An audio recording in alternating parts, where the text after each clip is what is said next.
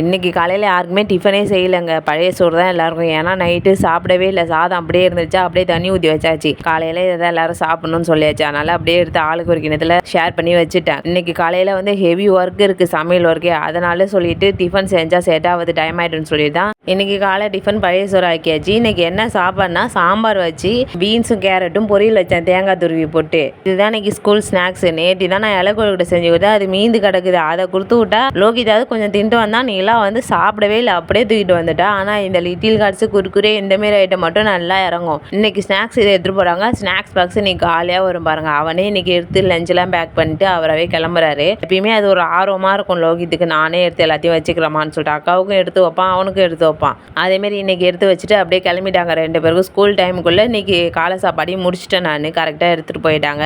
எந்த வேலை செஞ்சாலும் உங்களுக்கு வந்து ஸ்கூல் டைமுக்குள்ளே முடிச்சிடுவாங்க. நான் எந்த குழம்பு வச்சாலுமே இல்லை ஸ்நாக்ஸ் நானே செஞ்சு கொடுத்தேன், அந்தமாரி கொழுக்கட்டை மாரி எது செஞ்சு கொடுத்தாலும் இவங்களுக்கு வந்து டைமுக்குள்ளே அந்த 9 மணிக்குள்ளே கரெக்டாக சமையல் வேலையை முடிச்சு அனுப்பி விட்ருவேன். என்றைக்குமே லேட் ஆகுனதே இல்லை. அப்படியே லேட்டாக போனாலும் ஒரு 5 நிமிஷம் தான் லேட்டாக போக முடிஞ்சு, அதுக்கு மேலாம் போவே போகாது. இப்படி தான் கரெக்டாக வாய்ஸ் ஓவர் கொடுக்கும்போது எனக்கு வந்து வாய் அங்கேயும் எங்கேயும் இழுத்துக்குங்க, லெஃப்ட்டு ரைட்டுன்னு இழுத்துக்குது. எத்தனை தடவை தான் நானும் டேக்கெடுத்து பேசுறதுன்னு தெரியல. கரெக்டாக வாய்ஸ் ஓவர் கொடுக்கல தான் எனக்கு வாய் கோணிக்குது. இந்த மழை பெஞ்சாலே எங்கள் வாசல் இந்த நிலைமையில தாங்க கிடக்கும். எவ்வளோ சேராக இருக்கு பாருங்க. காலை வச்சோன்னா இழுத்துட்டு போய் 1 கிலோமீட்டரில் விட்டு தள்ளிடும். அந்த அளவுக்கு சேரு. எங்கே கிடக்கிற சேரெல்லாம் லைட்டாக மழை பெஞ்சாலும் எங்கள் வாசலுக்கு வந்துடுது. எப்படி கால் தடம் பதிஞ்சிருக்கு பாருங்க எங்கள் வாசலில் நாங்கள் வச்சது. அதுலேயும் கோலத்தை போட்டே தீர்வுன்னு சொல்லிட்டு லைட்டாக பெருக்கி லைட்டாக தண்ணியை தெளிச்சுட்டு அதிலே கோலத்தையும் போட்டு விட்டேன். வெறும் வாசலாக எப்படி விடுறது அப்படின்னு சொல்லிட்டு.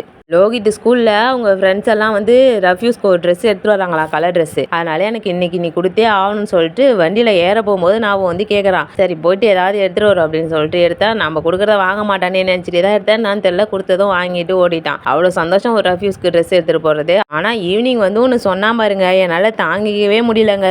ஹோம்ஒர்க் எழுதிட்டு இருக்கக்குள்ள சொல்கிறான் அவங்க அப்பாட்ட, இன்னைக்கு அம்மா வச்ச சாம்பாரை பார்த்துட்டு என் ஃப்ரெண்ட்ஸ் எல்லாம் எட்ட போய் உட்காந்துக்கிட்டாங்கப்பா, அம்மா சாம்பார் நல்லா வேலைப்பா இன்னைக்கு வச்சது அப்படின்னு சொல்கிறான். அதை கேட்டது அவங்க அப்பாவுக்கு சிரிப்பை அடக்க முடியல. அப்படி சிரிக்கிறாங்க. எனக்கும் சிரிப்பு தாங்கலை, நானும் சிரிச்சு தான் இருந்தேன். எது வச்சாலும் நல்லா இருக்குன்னு சொல்லுவாங்க, இன்னைக்குன்னு பார்த்து இப்படி சொல்லிட்டான். ஆனால் நிஜமாலுமே இன்னைக்கு சாம்பார் நல்லா தாங்க வச்சேன்.